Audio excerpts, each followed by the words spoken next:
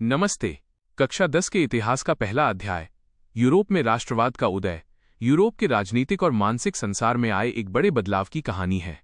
यह बताता है कि कैसे निरंकुश शासकों के अधीन विशाल साम्राज्यों की जगह राष्ट्र राज्यों ने ले ली, जहां लोगों में एक साझा पहचान और इतिहास की भावना थी। यहां इस पाठ को शुरू से समझाया गया है। 1. राष्ट्रवाद की पहली अभिव्यक्ति, फ्रांसीसी क्रांति, 1789। राष्ट्रवाद की पहली स्पष्ट अभिव्यक्ति फ्रांसीसी क्रांति थी। संप्रभुता का हस्तांतरण। क्रांति से पहले फ्रांस में पूर्ण राजशाही थी। क्रांति ने सत्ता राजा से छीनकर फ्रांसीसी नागरिकों को सौंप दी।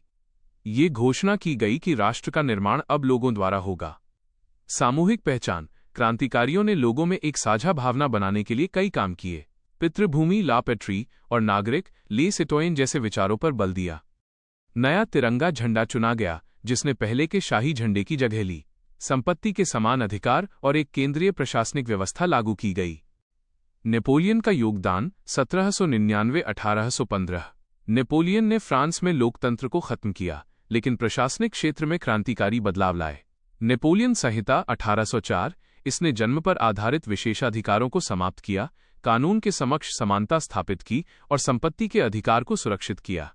उन्होंने अपने नियंत्रण वाले क्षेत्रों जैसे इटली, जर्मनी में सामंती व्यवस्था, फ्यूडल सिस्टम को समाप्त किया और यातायात तथा संचार को सुधारा। 2. राष्ट्र राज्य का निर्माण।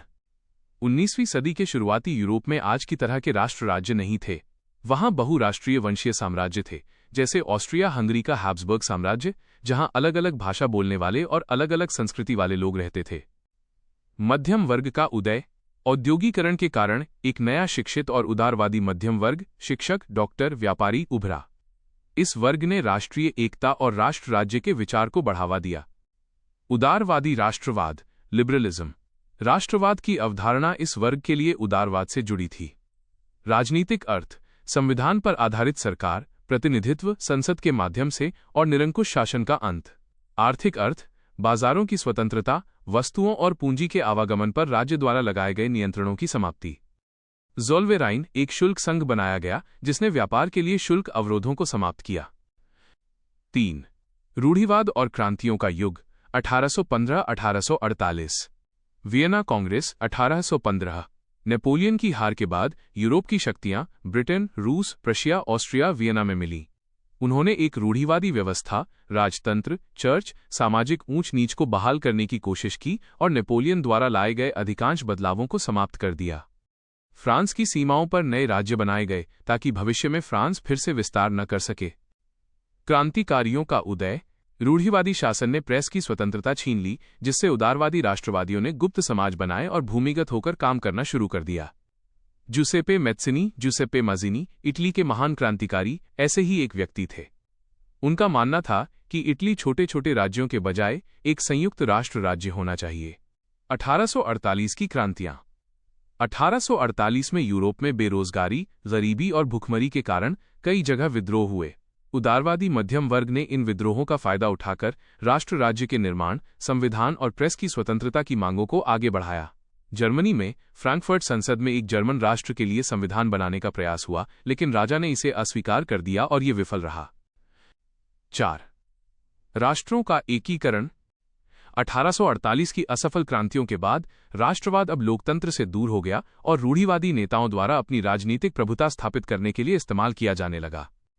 जर्मनी का एकीकरण 1864-1871। एकीकरण का नेतृत्व प्रशिया ने किया। ऑटो वॉन बिस्मार्क, प्रशिया के मुख्यमंत्री को इसका वास्तुकार माना जाता है। उन्होंने सेना और नौकरशाही की मदद से 7 वर्षों में 3 युद्ध, ऑस्ट्रिया, डेनमार्क और फ्रांस के साथ जीतकर एकीकरण किया। जनवरी 1871 में प्रशिया के राजा विलियम प्रथम को एकीकृत जर्मनी का सम्राट घोषित किया गया। इटली का एकीकरण 1859-1870। इटली का नेतृत्व सार्डिनिया पीडमोंट राज्य ने किया। काउंट कैमिलो दे कावूर ने ऑस्ट्रिया को हराने के लिए फ्रांस से कूटनीतिक गठबंधन किया। जूसेपे गैरिबाल्डी ने अपनी स्वयंसेवकों की सेना लाल कुर्ती के साथ दक्षिण इटली के राज्यों को स्वतंत्र कराया। 1861 में विक्टर इमैनुअल द्वितीय को एकीकृत इटली का राजा घोषित किया गया। 5. बाल्कन समस्या और प्रथम विश्व युद्ध। राष्ट्र की कल्पना। कलाकारों ने राष्ट्र को एक मानव रूप दिया, जैसे जर्मनी के लिए जर्मनिया और फ्रांस के लिए मारियान। बाल्कन क्षेत्र ये क्षेत्र आधुनिक रोमानिया, बुल्गारिया, ग्रीस आदि भौगोलिक और जातीय भिन्नताओं वाला था और ओटोमन साम्राज्य के नियंत्रण में था। विस्फोटक स्थिति।